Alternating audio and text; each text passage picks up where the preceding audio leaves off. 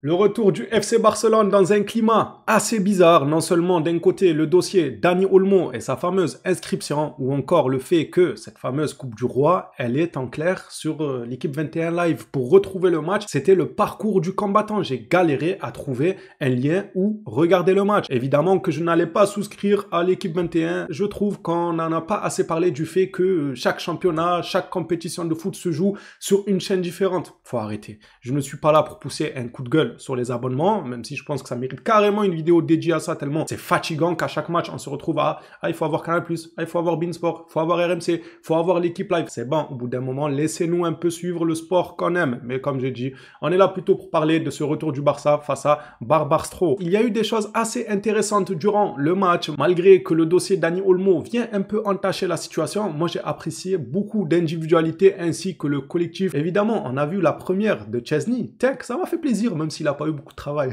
Vous ne l'avez peut-être vu, mais moi, j'avais mes informateurs dans les tribunes, enfin, si on peut appeler ça des tribunes, ouais, quand même, dans les tribunes du stade d'aujourd'hui de Barbastro. Tech est parti fumer une petite clope avec un supporter. Il avait rien à faire. Il était sur la feuille de match, sur le terrain. Il a débuté, mais il pouvait se prendre un petit café, une petite clope et s'asseoir tranquillement dans les cages, tellement il n'avait pas énormément de boulot. Mais ça m'a fait plaisir quand même de le voir. Maintenant, reste plus qu'à voir. Est-ce que le fait qu'on ait vu Tech ce soir, ça annonce une entrée dans le collectif petit à petit pour être dans le 11 titulaire, ou bien ça annonce plutôt que Hansi Flick comptera sur les services de Tech uniquement pour cette Coupe du Roi. Moi, je trouverais ça dommage qu'il le garde que pour les coupes nationales et que quand on revient en Liga ou encore Ligue des Champions, on ne voit plus Tech comme depuis le début de saison. Moi, j'ai bien envie qu'on lui accorde une chance dans les plus grandes compétitions pour voir un peu et qu'on puisse comparer quelle est la différence entre lui et Peña, les gars, qu'on voit ça de nous-mêmes. Si demain, il joue 2-3 matchs de Liga et qu'il est catastrophique, on va le renvoyer sur le banc. Ça c'est clair. Mais j'aimerais quand même voir ça et ne pas directement lui attitrer les secondes coupes comme ça a l'air d'être actuellement. On a vu aussi un excellent match de Pablo Torre. Même lui, derrière moi là, vous le voyez, il regarde la caméra. Même lui, il a vu le match de Pablo Torre, les gars. Il a fait un excellent match.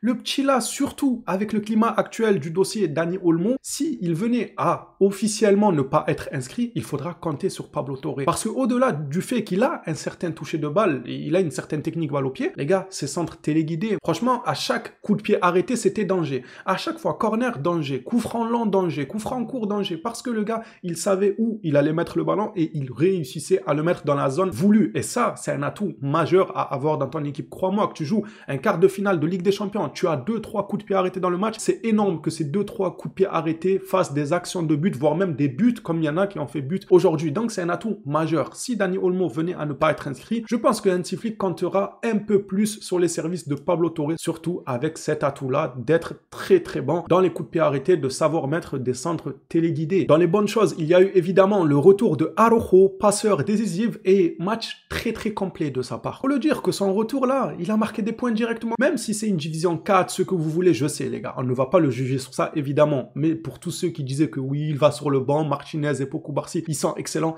là n'est pas la question. On ne va pas perdre notre temps à dire lui va sur le banc, lui non il est excellent. Non, il va apporter. Araujo apportera, que vous le vouliez ou non. En plus, il revient en tant que capitaine, ça annonce des bonnes choses, ça. Pour moi, il va prolonger. C'est mon pressentiment à l'heure actuelle. Aujourd'hui, j'ai su apprécier son match, ce qu'il a apporté. Frenkie de Jong a lui aussi eu beaucoup de temps de jeu, ça fait plaisir. Histoire de se remettre en jambes dans ce genre de match, il fallait absolument sortir une bonne prestation. On ne va pas non plus s'enflammer sur ce genre de match. On ne va pas dire, waouh, on commence l'année 2025 face à un cadre européen. Ce n'est pas le cas. C'est qu'une petite équipe, certes. Mais l'erreur était possible. L'erreur dans ce genre de match-là, un excès de confiance, tu fais tourner, il y a une petite rotation, même s'il n'y en a pas eu tant que ça, on a vu des joueurs titulaires quand même. Dès le début, Hansi Flick a clairement montré qu'il comptait sur cette coupe-là, il n'était pas là pour faire tourner, pour faire jouer des petits de 14-15 ans, c'est clairement pas le signal envoyé par Hansi Flick. Malgré ça, on le sait que les joueurs n'allaient pas mettre l'intensité qu'ils vont mettre en Liga ou encore en Ligue des Champions. Et sans cette dépense d'énergie-là habituelle, ils ont quand même géré leur match. Il y a eu du spectacle, des buts quasiment à volonté, du beau jeu, un Pedri en jambes, Gavi aussi, j'ai apprécié ce qu'il a apporté, beaucoup d'individualité en apporté dans ce match. On a pu voir aussi le deuxième jeune joueur du Barça à fouler la pelouse de toute l'histoire du club, c'est Toni Fernandez. Le plus jeune joueur à avoir débuté au Barça, ça reste Lamine Yamal et juste derrière, il y a maintenant Toni Fernandez. Ça fait plaisir. Franchement, collectivement parlant, je trouve que l'équipe a fait ce qu'elle devait faire. Voilà, ils sont venus, ils ont rendu une bonne copie. Il fallait absolument pas faire d'erreur. Ils ne l'ont pas fait, mais en plus de ça, ils ont bien joué, des individualités sont sortis du lot. Moi, j'ai énormément apprécié, notamment Lewandowski qui retrouve le chemin défilé avec un doublé. Les Blaugrana, dites-moi ce que vous en avez pensé, vous, de votre côté de ce match. Est-ce que, comme moi, vous pensez que Pablo Torre a une bonne carte à jouer si Dani Olmo venait à ne pas être inscrit? J'attends vos retours concernant ce petit match du Barça. Il fallait revenir en bonne et due forme et commencer l'année 2025 de la meilleure des manières. C'est chose faite. Bon, personne ne voyait Eric Garcia en premier buteur du Barça pour l'année 2025, mais c'est le cas. C'est Eric Garcia qui a ouvert le compteur du Barça en 2025. Hâte de lire vos retours sur ce petit match-là qui s'est plutôt bien passé. On s'attrape à la prochaine sur le Barça. D'ici là, prenez soin de vous les phénomènes.